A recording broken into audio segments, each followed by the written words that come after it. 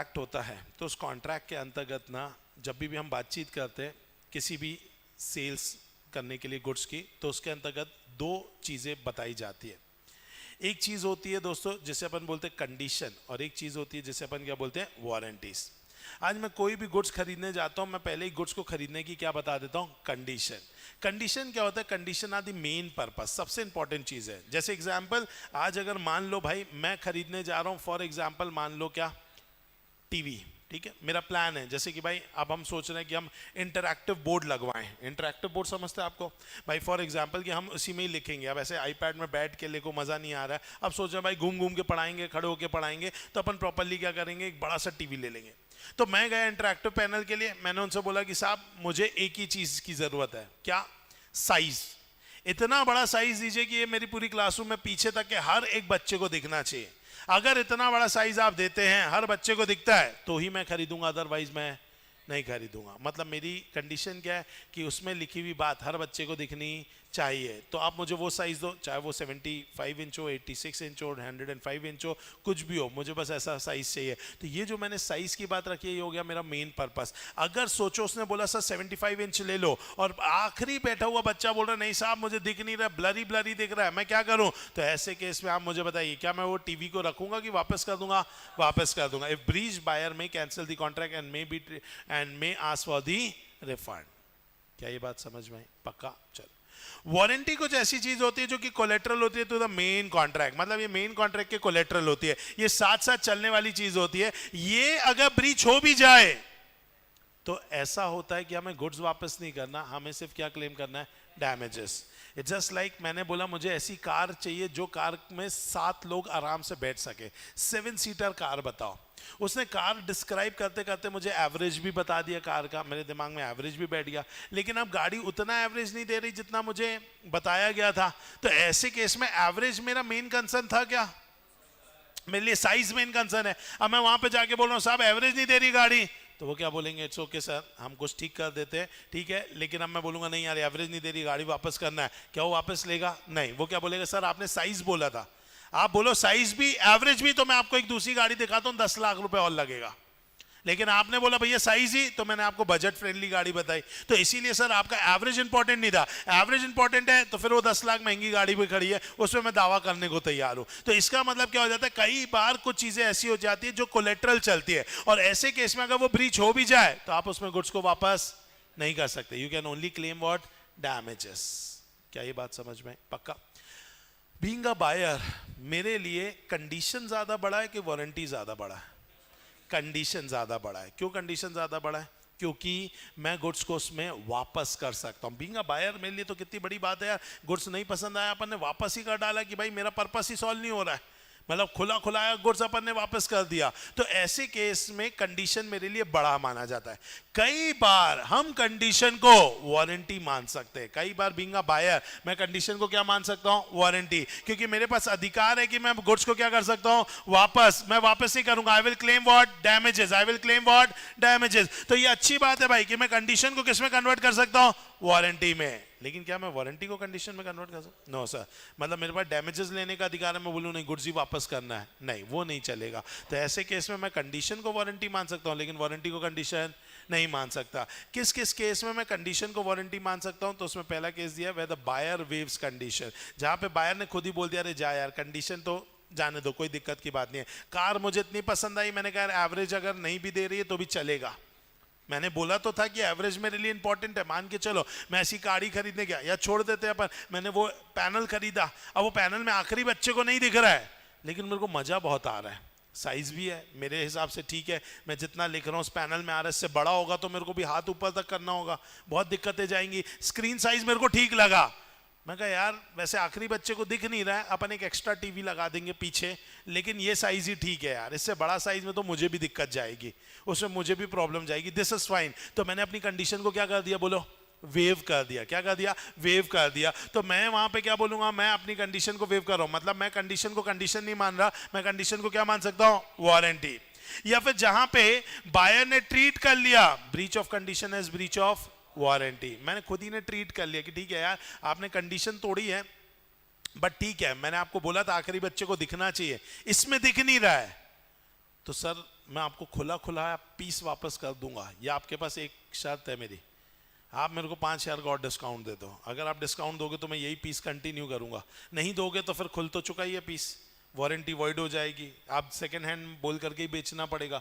तो सोच लो क्या करना है, क्योंकि आखिरी बच्चे को तो दिख नहीं रहा है, आपने बोला था दिखेगा। तो अब सामने वाले ने ही गलती कर दी ना प्रोडक्ट देने में, तो अब मैं उससे क्या मांग सकता हूँ, डिस्काउंट, तो डिस्काउंट देगा। तो मैं खुद ही ब्रीच ऑफ कंडीशन को क्या मान रहा हूँ, ब्रीच ऑफ वारंटी। कई बार गुड्स ऐसे होते हैं जो कि सेवरेबल होते हैं, मतलब अलग अलग किए जा सकते हैं, कई बार वो अलग अलग किए जा नहीं सकते। जैसे फॉर एग्जांपल मान लीजिए भाई एक मोबाइल फोन है जो कि आता था CDMA का, CDMA समझता है, CDMA पहले चलता था रिलायंस का, जिसमें मोबाइल और सिम एक ही होता था। मतलब अगर आपके पास ये मोबाइल है तो समझो यही नंबर है आपका। जैसे आज की डेट में अपन सिम निकाल करके मोबाइल फोन चेंज कर सकते हैं ना, पहले के जमाने में ऐसा नहीं होता था। पहले के जमाने में सिम और मोबाइल दोनों, मतलब आप समझो मोबाइल ही आपका मोबाइल नंबर है, तो आपका मोबाइल गया तो समझो नंबर भी गया। आपको अगर अपना नंबर बदलना है तो आपको मोबाइल बदलना पड़ेगा, ऐसा कंसेप्ट था। अब मान लीजिए भाई मैं एक पर्टिकुलर पर्सन के पास गया, मैंने कहा साहब मुझे ना एक ऐसा फोन दिखाइए जिसका नेटवर्क मेरी कोचिंग इंस्टीट्यूट में आए, मेरे को इस फोन में नहीं आ रहा है। उसने बोला ठीक है सर, आप ये वाला CDMA टेक्नोलॉजी लीजिए, बहुत शानदार है, फोन भी अच्छा है, इसके अंदर नेटवर्क भी आएगा।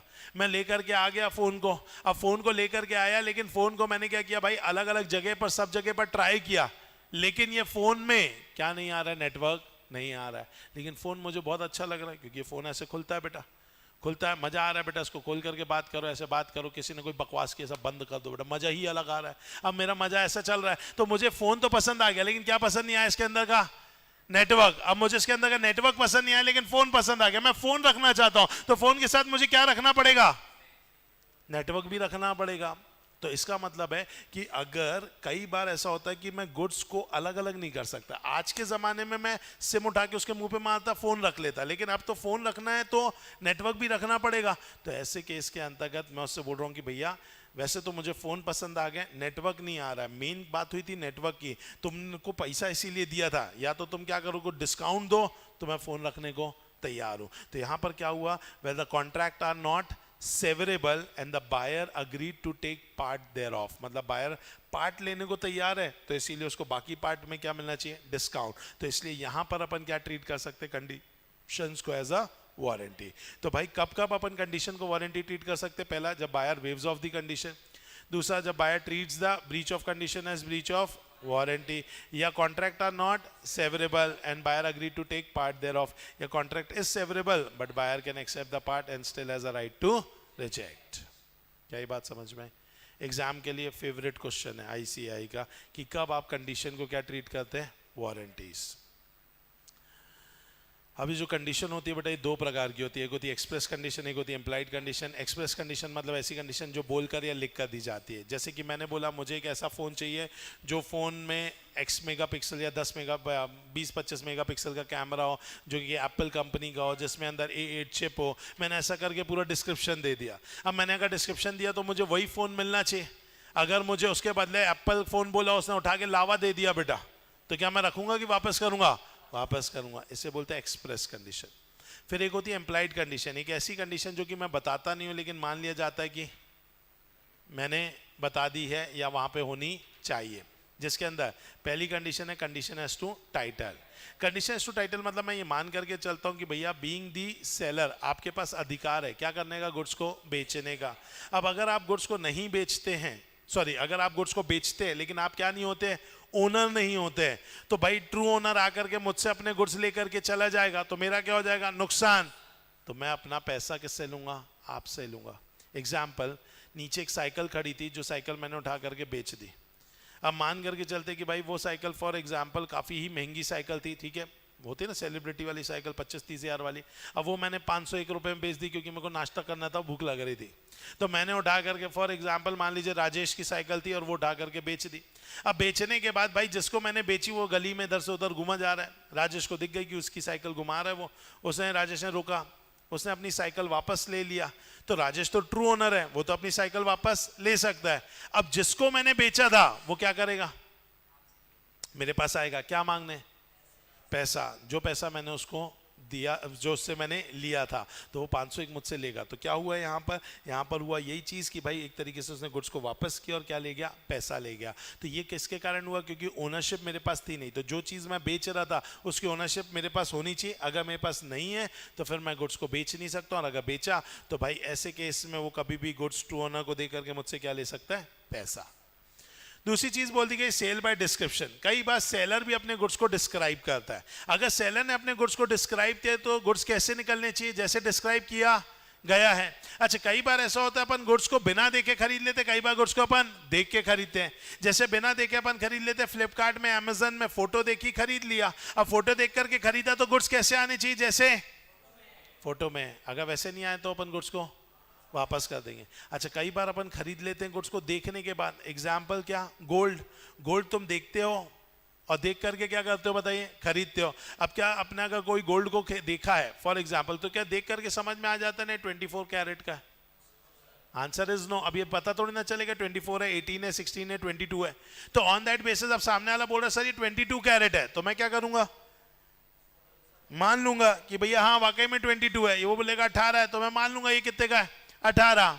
यस और नो। तो ऐसे केस के अंतर्गत अब मैंने इसे खरीदा है किसके बुनियाद पर, on the basis of description, लेकिन मैंने गुड्स को देखा भी था। इस केस में अब मुझे पता चलता है कि उसने 22 कैरेट बोल करके 18 कैरेट का माल दिया है, तो मैं रखूंगा कि वापस कर दूंगा, वापस कर दूंगा। Next thing, goods sale by merchantable quality.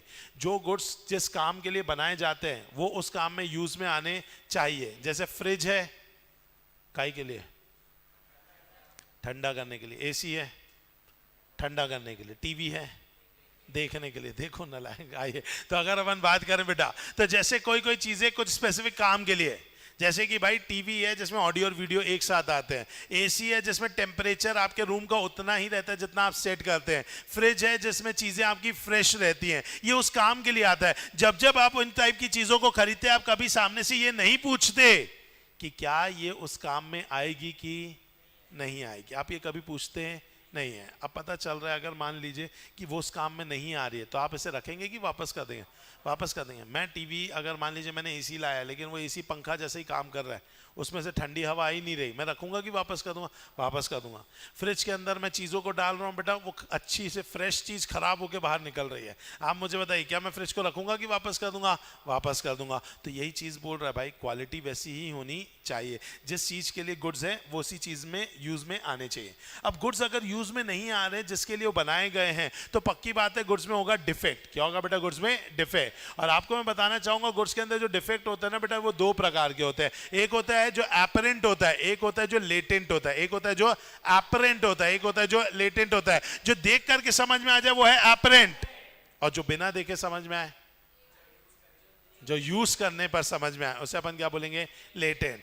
कुछ ऐसे गुड्स होते हैं जो देख करके समझ में आ जाते हैं भाई ये काम का नहीं आएगा। अपन क्वालिटी देखते हैं ना, कई बार गुड्स को देखते हैं फिर उसकी क्वालिटी देखते हैं, अपन बोलते हैं नहीं नहीं नहीं नहीं नहीं कोई अच्छा दिखाओ, तो अपन को समझ में आ जाता है ये अपने काम आने वाला नहीं है। जैसे कि भाई जब मैं कोई गाड़ी खरीदने जाता हूँ, 2 व्हीलर खरीदने गया, तो मैं पहले बैठ के देखता हूँ, गाड़ी में से अलग से चीख की आवाज आती है, तो फिर मैं गाड़ी छोड़ देता हूँ कि ये अपने काम में आने वाली नहीं है। तो ऑब्वियस सी बात है कि भाई कई बार देख करके समझ में आ जाता है कि भाई ये अपने काम में आएगी कि नहीं आएगी। अब कुछ चीजों में अपरेंट डिफेक्ट होता है, कुछ चीजों में यूज करने के बाद डिफेक्ट आता है। अगर यूज करने पर डिफेक्ट पता चलता है तो उसे बोलते हैं लेटेंट डिफेक्ट। कौन सा डिफेक्ट बेटा, लेटेंट डिफेक्ट। गुड्स में कभी भी लेटेंट डिफेक्ट नहीं होना चाहिए। अगर गुड्स में लेटेंट डिफेक्ट है तो मैं गुड्स को रखूंगा कि वापस करूंगा, वापस करूंगा, क्योंकि अगर गुड्स में लेटेंट डिफेक्ट है मतलब वो मर्चेंटेबल क्वालिटी का नहीं है। क्या ये बात समझ में आई? चलिए नेक्स्ट है सेल बाय सैंपल। कई बार अपन गुड्स को किस में खरीदते हैं, सैंपल में, कि भाई अपन ने कुछ गुड्स को लिया, उसको सैंपल को चेक किया, सैंपल को चेक करने के बाद अपन ने उसके हिसाब से बल्क का ऑर्डर दे दिया। तो बल्क का जो ऑर्डर है और जो सैंपल है दोनों की क्वालिटी सेम होनी चाहिए। अब पता चल रहा है कि दोनों की क्वालिटी सेम नहीं है, तो मैं गुड्स को रखूंगा कि वापस करूंगा, वापस कर दूंगा।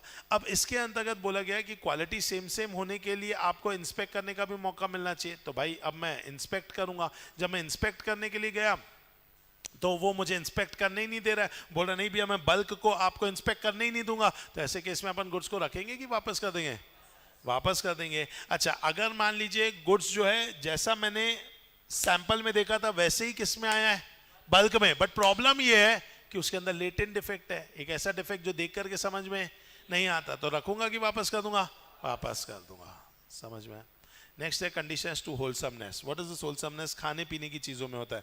कभी होटल गए हो, खाना खाया, खाना आया, यस। अब खाना अगर आपने खाया होगा, कई बार आपने सब्जी ली होगी, सब्जी लेने के बाद आपको समझ में आया होगी कि सब्जी का फ्लेवर थोड़ा सा फ्रेश नहीं है, ऐसा लग रहा बहुत टाइम की बनी हुई सब्जी हमें बस गर्म करके दे दी गई है।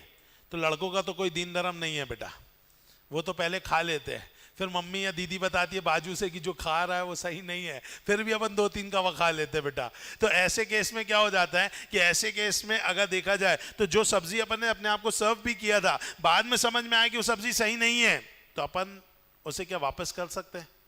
यस। क्या होटल वाला लेके जाता ही है? यस सर, वो लेके जाता है। तो भाई ये ईटेबल चीज़ों में ऐसा होता है कि वहाँ पे कंडीशंस टू होलसमनेस होनी चाहिए। जो चीज़ आप खा रहे हैं, जो चीज़ आपको दी जा रही है, वो फ्रेश होनी चाहिए, हाइजीनिक होनी चाहिए। और अगर वो नहीं होगी तो आप गुड्स को क्या कर सकते, बोलो, वापस कर सकते हैं। नेक्स्ट कंसेप्ट है कंडीशंस टू क्वालिटी और फिटनेस। ये एकदम अलग पॉइंट है, ये एकदम अलग पॉइंट है। अभी तक के जितने भी पॉइंट्स आपने देखे उसमें कौन ब्लेम, किसके ऊपर ब्लेम डाला जा रहा था? सेलर। और कौन गलत था? सेलर। इस केस में बायर गलत हो जाता है। इस केस में बोला जाता है कि भैया देख, सेलर के पास सब कुछ है, जो तू मांगेगा मिल जाएगा, लेकिन हर चीज तुम्हारे लायक हो जरूरी नहीं है। कौन सी चीज तुम्हारे लायक है ये देखना तुम्हारा काम है भाई, ये सेलर का काम नहीं है। अब अगर आपको कोई प्रॉब्लम है, फॉर एग्जाम्पल कई बार कुछ कुछ कपड़े होते हैं जो कपड़े हमारे स्किन में सूट नहीं होते, रैशेस दे देते हैं। अब वो कपड़ा अगर आपने पहना है तो ये गलती किसकी है? आप ही की है ना, सेलर की गलती थोड़ी ना।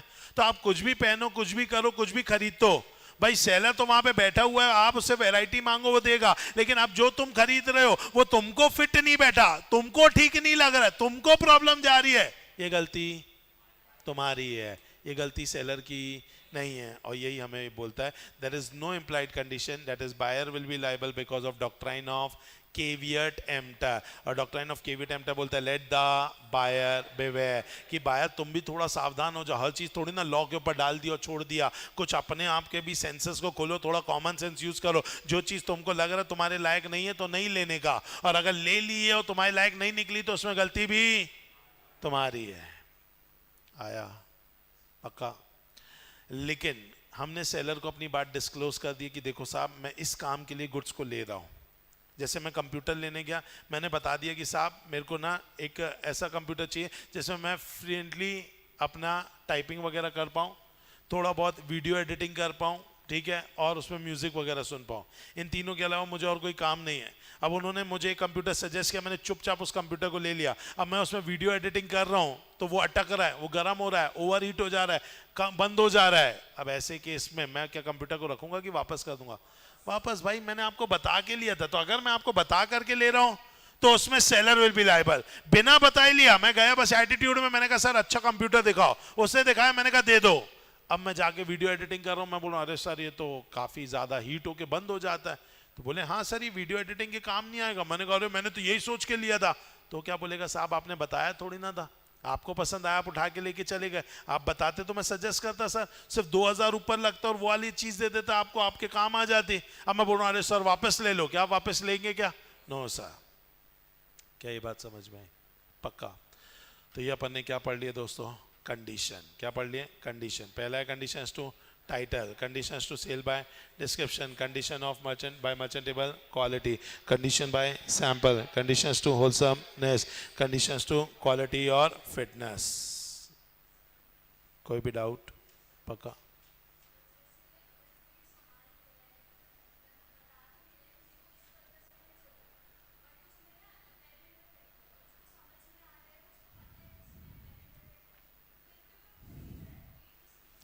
अब उसको ये प्रूव करना होगा कि एपरेंट डिफेक्ट तो है लेकिन मेरे को समझ नहीं आया था।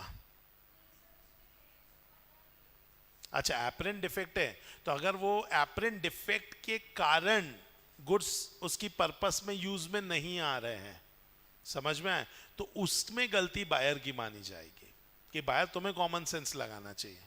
ठीक है, जैसे कि फॉर एग्जांपल मैं आपकी शॉप में आया, मैंने कहा मेरे को स्पोर्ट्स शूज चाहिए जो रनिंग में काम आ सके, मेरे पैर कंफर्टेबल रहे। आपने एक दिखा दिया मुझे शूज, उसको चेकआउट करते करते मुझे देखा थोड़ा सा सोल उसका अलग हो रहा है जूते से, तो मुझे वो जूता नहीं लेना था, लेकिन उसका कलर, उसका साइज, उसकी सारी चीज़ इतना अच्छा लगा कि मैंने कहा ठीक है चिपका के यूज़ कर लेंगे यार, मज़ा आ रहा है, शूज़ अच्छे हैं।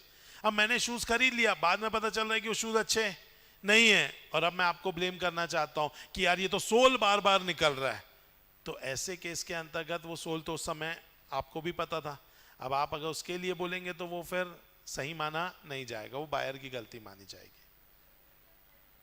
हाँ, यहाँ पे केवी टेम्पटर लग जाएगा, that is let the buyer beware.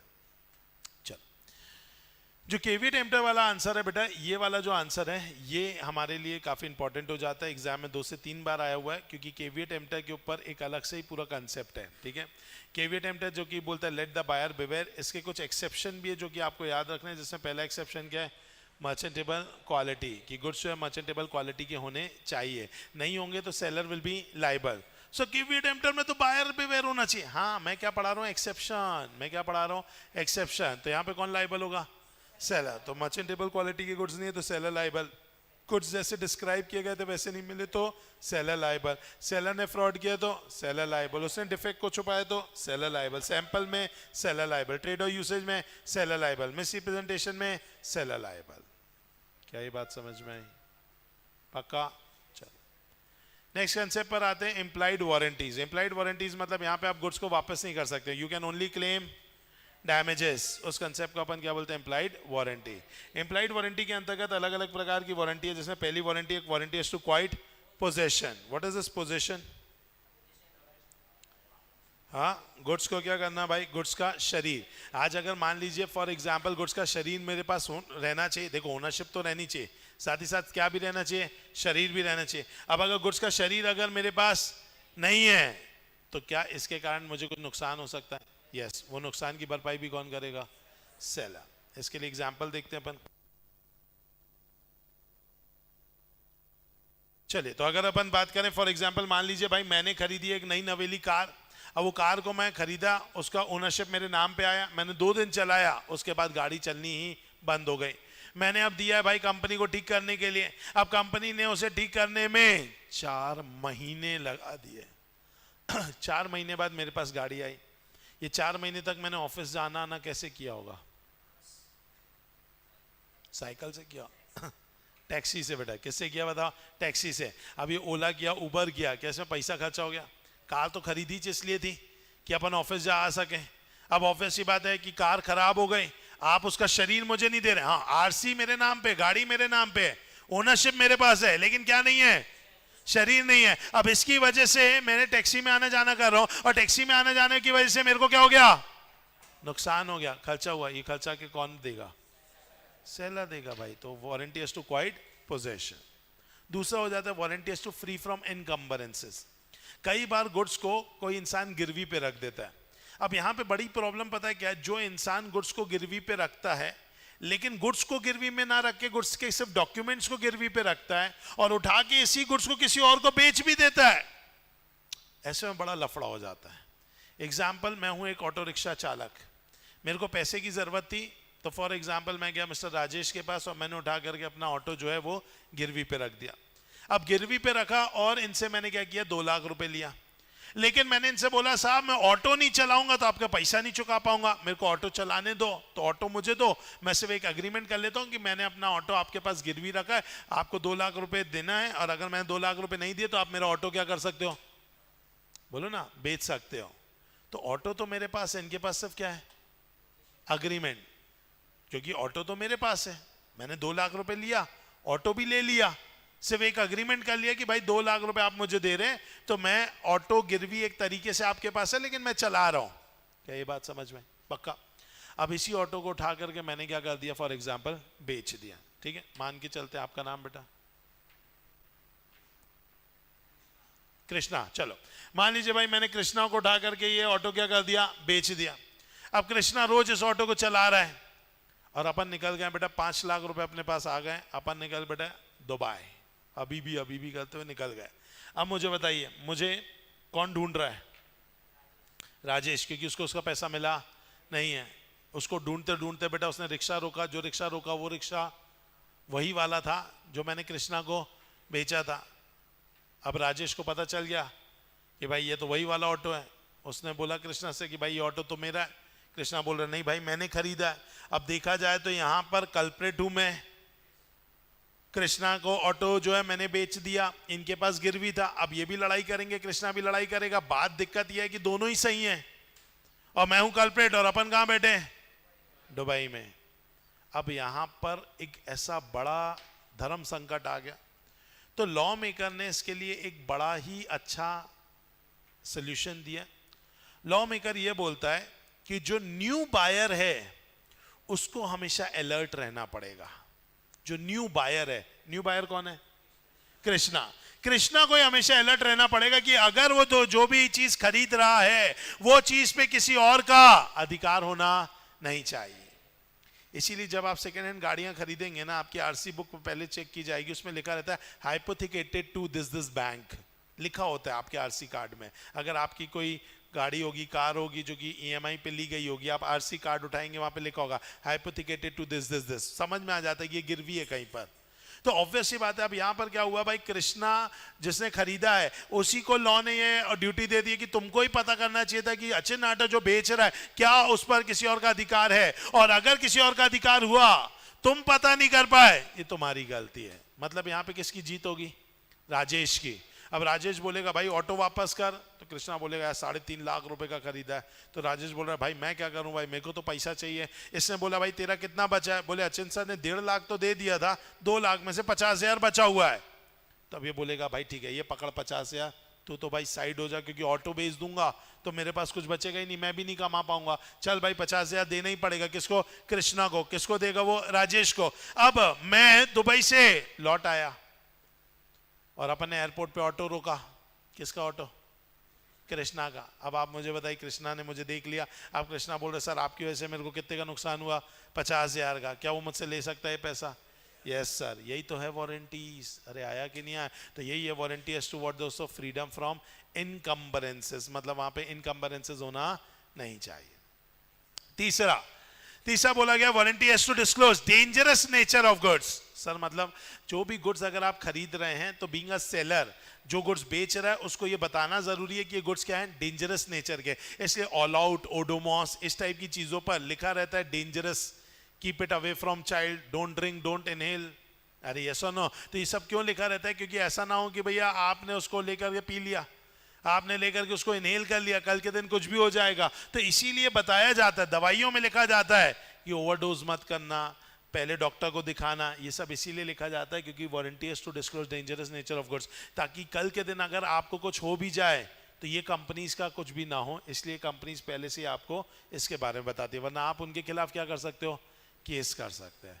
Last but not least, warranty is to quality, और quality is annexed by usage of trade, जिसका कोई एग्जाम्पल नहीं है, दैट इज परंपरा, प्रतिष्ठा, अनुशासन। अरे आया कि नहीं आया। तो इम्प्लाइड वारंटी में आपको 4 पॉइंट याद रखना है, warranty is to quiet possession, warranty is to free from encumbrances, and warranty is to disclose dangerous nature of goods, और warranty of quality annexed with usage of trade. कोई भी doubt? चलिए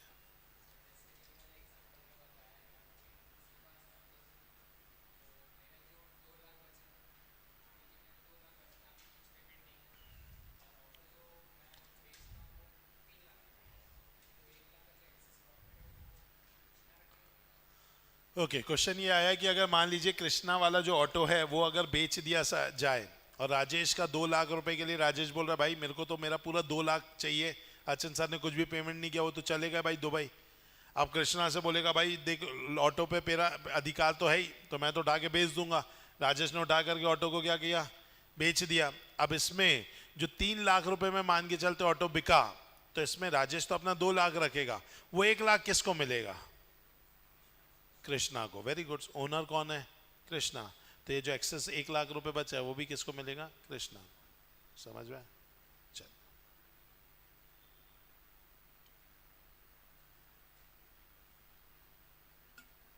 चलिए नेक्स्ट कंसेप्ट की ओर चल रहे हैं, unit number 3, जिसका नाम क्या है, पासिंग ऑफ प्रॉपर्टी।